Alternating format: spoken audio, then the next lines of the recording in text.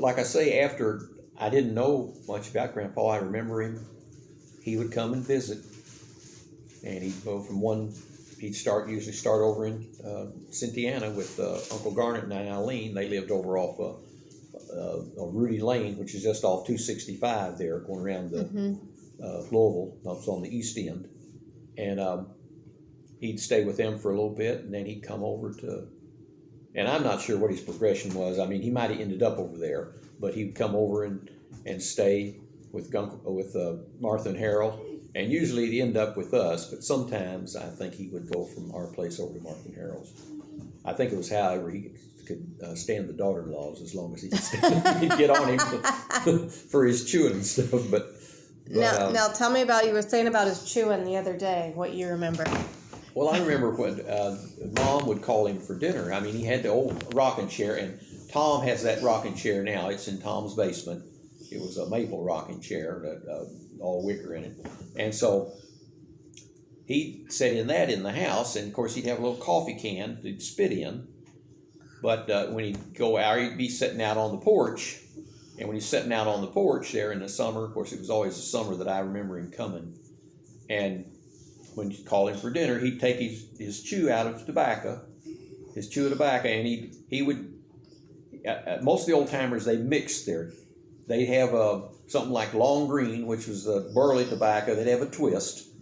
And what's a twist? Well, they get the leaves and everything when it was cured, and they'd make it into it like a pigtail, a twist. And they'd bend it over, and it would be a twist. And if you go in the stores, you can see a Mammoth Cave, and it's a twist. I probably have one in the other room. So anyhow, but they'd get a piece of that, and Grandpa, when they was putting up tobacco, he'd always get his own, and then he would chew a star. He chewed star tobacco, and I've got a plug cutter in there. It's a star. And he'd get off his plug, he'd cut a piece of that. Star, is that a brand? That was a brand. Okay. That's just like Day's Work, which was what Grandpa Lumen chewed. He chewed Day's Work. Okay. And the old plug cutters, they were, you'd come in big long pieces, and the plug cutters got little measure out. They got like an inch or head, they go down, and they'd stick it through there, and then they'd bring that handle down and cut it off, and they'd sell them so much. They could, or however they wanted to buy the whole thing, but they could buy it in pieces. So you make a plug out of the cured tobacco, and then to chew it, you cut pieces. That's usually what they did, yeah. The plugs would usually have licorice in them. Oh. They would have licorice in them and give them a little flavor, like and anise, it kept hold them together and stuff. But they'd chew a piece of that. Most of the old timers would get a piece of their plug, and then they'd chew some long green, as they called it, some burley with it. And then you just sit and spit. Well, they'd chew it, and spit or whatever. But anyhow, he would chew that. He'd be chewing that, and Mom would call him to dinner, and I guess he maybe figured it was fairly fresh. Just like we used to do when we was kids with chewing gum, He'd take it out, and he'd set that down beside that big column, that white column on the porch, and set that down there. And sometimes he'd come back and get it, but more than likely, most times you'd see that plug still sitting there. He'd never come back and get it. You got to clean it up. Yeah.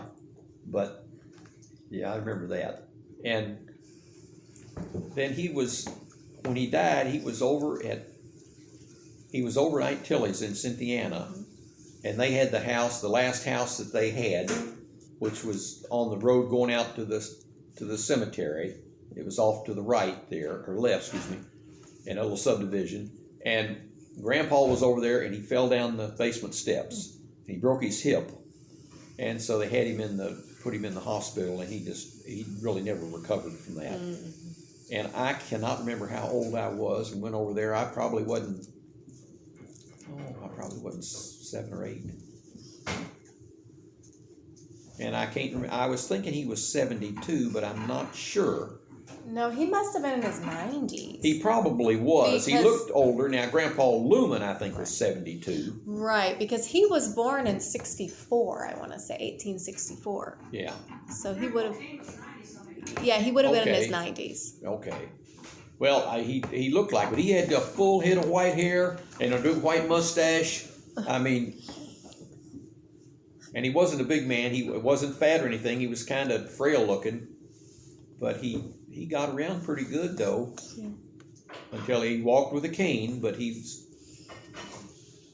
And What- Was he funny? Did he tell jokes, or was he kind of quiet? He didn't say a whole lot. He was pretty quiet. I don't remember saying very much. And your grandma, his wife, came with him? Well, they came when they first came over and lived in the cabin. And of course, I don't remember. She must have died when he was over in Kentucky visiting somebody else, because I don't really remember too much about it. I don't even remember the funeral. He outlived her. Oh yeah, yeah, he outlived her.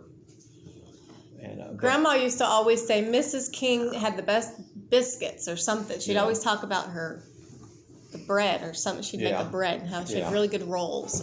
yeah. Yeah. So let me ask